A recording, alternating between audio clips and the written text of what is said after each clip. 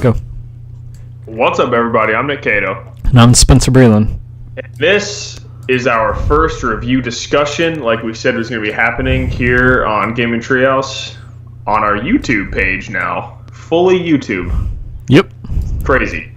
So, the game we're reviewing today is Steamworld Dig 2, and before we get into it, I'd like to say that we had a review copy supplied to us by Image and Forum Entertainment International. Sorry. We were supplied, free game. Thank you very much. The PlayStation 4. So, Spencer did not really play this game this much, but I figured one of the good things we could do with the discussion is even if we didn't play it, we could have questions to say hey, why should I play this game? What makes this game like this? What's that? So I got a bunch of good bulletin notes and everything, so we're all good. I'm along for the ride. It's all good. Alright, so first, break down the new review scale again, just in case you don't listen to the podcast or anything. How we do it, we do not give scores anymore. Nope. We give things highly recommended, not recommended. Simple. Be simple. Again, games, just for context, this year. Breath of the Wild, Persona 5, Horizon. Uncharted. Uncharted. Highly recommended. Yep. Games like Nex Machina and stuff like that. I'm blanking for some reason. Yeah. Why am I blanking? Neo. Yeah, I'm trying to think what all. Recommended. Yep. Games not recommended. Matterfall, yeah. Sorry, Housemark, I love you, but not recommended. Can't do it. So, now further ado, I got a bunch of bullet points to jump into. I will start off by saying Steamworld Dig 2 is absolutely fucking amazing. Okay, what is Steamworld Dig for us newbies? So, the first Steamworld Dig, yeah. you play as a mining robot named Rusty, and if I'm not mistaken, I'm like 99% sure that game was procedurally generated. Yeah, and that's what makes this game so big. Yeah, I remembered the first one because I've read up on a little. The first one was procedurally generated. The second one, I think, was actually handmade. Not procedurally, and you can really tell the difference with that. So what you do is you're slowly digging your way down in tunnels, collecting minerals and resources. So you're a miner. Yes.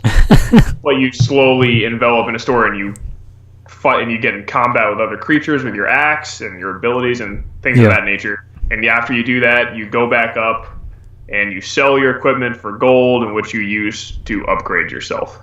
Okay. So, with that, Steamworld Dig 2, like I was saying, it's just it's everything you love from the first game, but it's way more streamlined and better. And you play as a girl. Dorothy. Yep.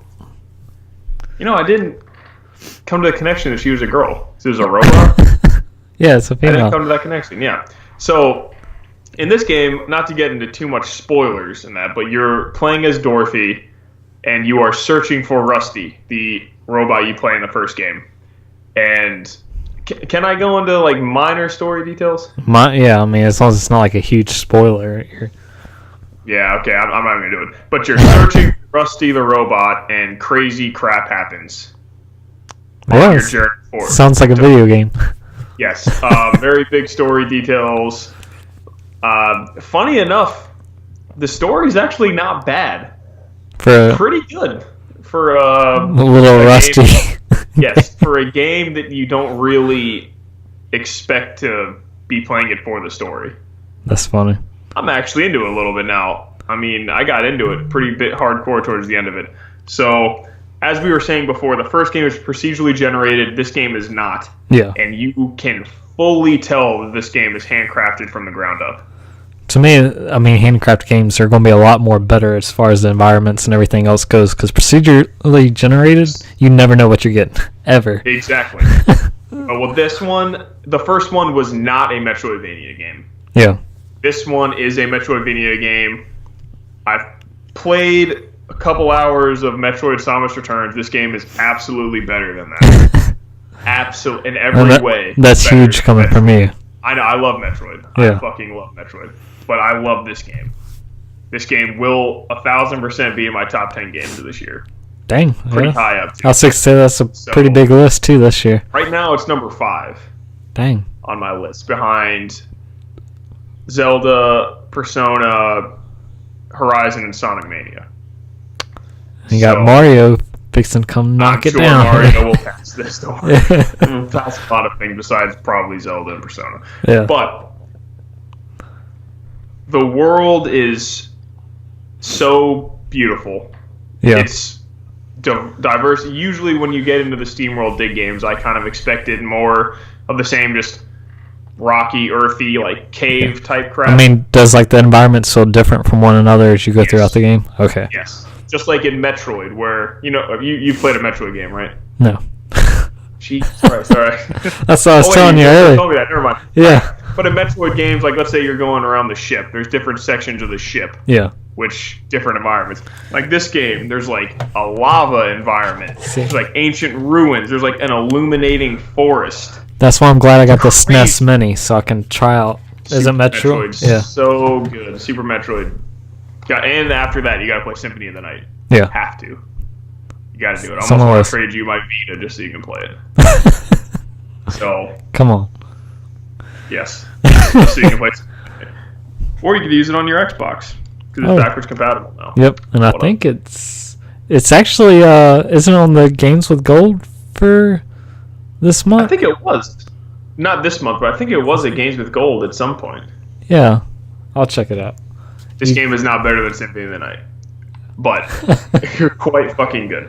But anyway, as I was saying, diverse worlds that just tie the game together. It's crazy that you'd think all these different places you go to that are sporadically different, they all intertwine perfectly. Yeah. And it's just handcrafted. Yes, and it's insane that the world just keeps getting bigger and bigger. Because I didn't expect this from just like a smaller indie developer, but Jesus Christ, every time I went on the map, I was digging deeper and going left and right and everything. I was like, you know what? I think I've basically maxed the map out. And then I get like a quest for the main story, and it puts the X all the way like a million fucking miles away down there. I'm like, Jesus Christ. God. And all the worlds are different like colors, so you know what sections you're in. Yeah. And it's a section of the blue thing. I'm like, what? Crazy. So props to them for doing that. The game's not particularly difficult. Yeah.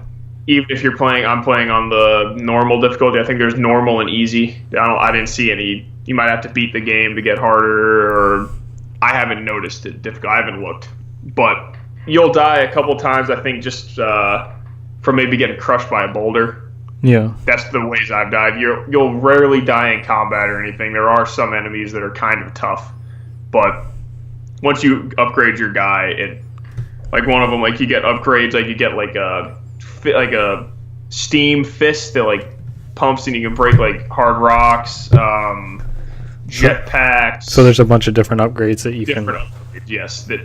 Do you buy them or just unlock them or find them? You unlock them, and then through coins you upgrade your stats with them, and then there's cogs, which you find throughout the world hidden. Yeah. And each of your upgrades has like this upgrade, like for your pickaxe, it's one cog.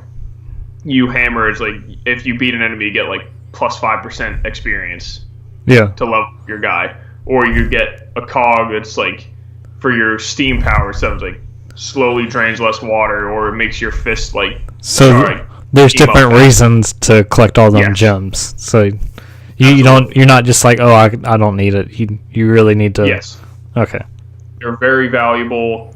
And like I was saying, how they're hidden across there, the game is ripe for exploration because there are secrets hidden everywhere. There's artifacts that you can find, and you turn them into an artifact guy, and it gives you blueprints, which further helps you upgrade all your equipment. Yeah. Like it gives you like things that are in your cog pieces. Yeah. So it's very helpful, and there's hidden rooms where you can get the cogs and the artifacts that are like challenge rooms kind of in a way.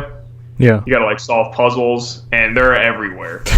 So It's crazy because usually when you're digging down, Yeah. your checkpoint to go to might be right below you, but you're usually always surrounded by dirt and things. But you're like, man, I need to go left or right just to see what's going on, just so I don't miss anything. So you're constantly like digging around in circles, and it's.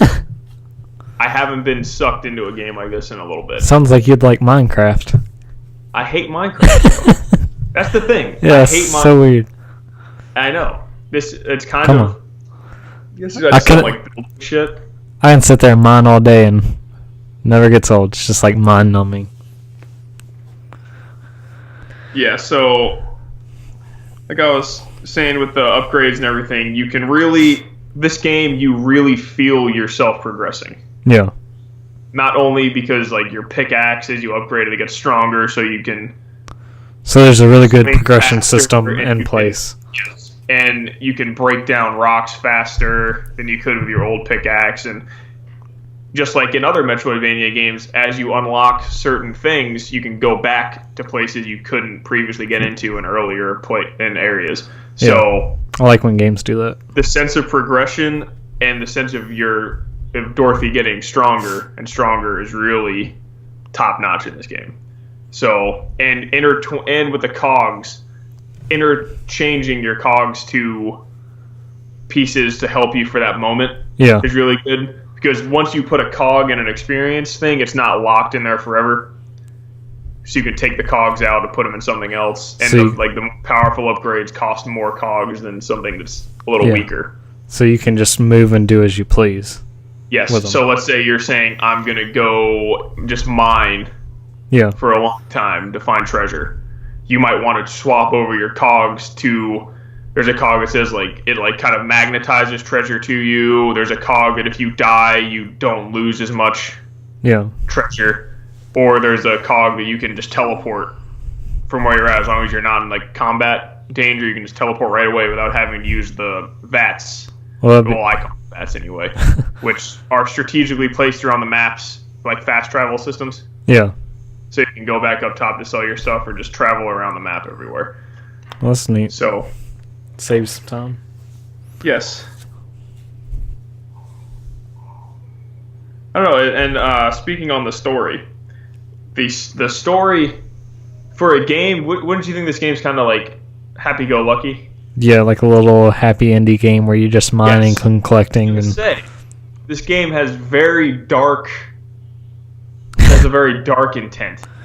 Well, which blew me away. Yeah. Like I said, we're not getting into spoilers. But it's like I think someone's trying to end the world. Well then, Jesus Christ. And you're just a miner who happens to I was trying to find my friend, or I guess now that Dorothy's a girl, maybe husband. Who knows? You never know. I don't know. Well, I do, but I didn't even know if she was a girl, so who the fuck knows? But the story's interesting. Even though it's interesting, I feel like it still plays a secondary role. Yeah. To the gameplay and the grind and things of that, and just exploring, it's kind of like the cherry on top of the already perfect cake. So it gives you a direction. That's what I think the story is. Instead of just aimlessly mining everywhere, you're mining with a goal to reach, which is very good. Because if you were just aimlessly mining, you'd be down there forever. Like Minecraft. Kind of, yeah. I mean, does Minecraft even have a goal? I don't know. You make your own story, but as far as there's a bunch of gold and diamonds and that type of thing to find down while you're mining, so to upgrade your armor and equipment, that type of thing. Yeah, it kind of sounds like this game. Yeah. Jeez. If you're looking for a Metroidvania game this year, if you're into Metroidvania games at all, check it out. Listen, $19.99. It is. Yeah, it's cheap. Even though I played it on PS4, highly recommend Switch if you have it. Yeah. Because this game would be perfect on the go, just to say, I need to kill 10 minutes, go mine some stuff, pop back up, get out of the game, and get where you're going. Because I can't deny that this game doesn't look stupid. I will not try to lie to you and say that maybe 6 years ago, if you told me, Nick, you want to play Steamworld Dig 2, I'd be like, looks kind of stupid. Don't fool you. Just jump in. Don't let Shovel fool you. It's like, oh, this guy using a shovel. This game is great.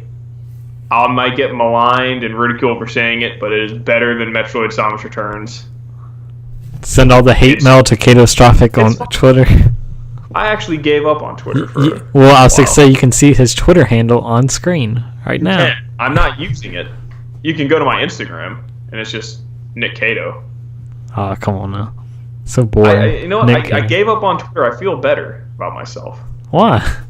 Because I'm not constantly on my phone scrolling, and I'm not constantly up to date on everything. It feels nice. Like the gaming stuff, like I'm good. Like it was like a weight lifted off my shoulders a little bit. Maybe I'll jump back into Twitter at some. I'm sure I will at some point. I was say just clean up who you follow. Problem solved. I do. It's just I don't know. I hate that I was always scrolling. I don't know. Jesus. But first world problems. Yes, first world problems. That's basically what I have to say. So, do you highly recommend it, or don't?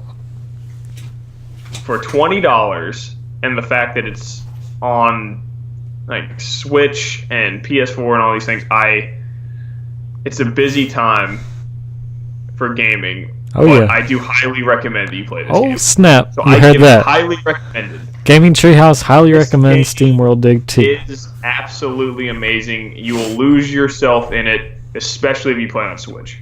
Yeah, would be my guess. It's top notch. So don't miss it. I don't know what else to say about it. If you like the first one especially, definitely don't be missing this one. Oh my god. If you like the first game, this game is like a million times better than that one. I would just recommend Steamworld Dig. So just start throwing your money at the screen, try not to hit Nick, and download it now. Yeah. Honestly, don't worry about playing. The other thing, don't worry about playing Steamworld Dig 1. Just I skip said, it. The story is secondary. It's good, but it's secondary. You're good. Yep. So, that being said, highly recommend Steamworld Dig 2. And that's it. We're done. All right, guys. That was our first video review discussion. Thank you all for watching. Play Steamworld Dig 2, and we'll be back with Cuphead next week with Cuphead review and Marvel vs. Capcom Infinite. Oh snap! You're going to have to get Walt in on that one because I'm clueless. Obviously, Walt cannot be on it. Walt may or may not be on Cuphead. But thank you all for listening. And until next time, see you. See you later, and let me figure this out.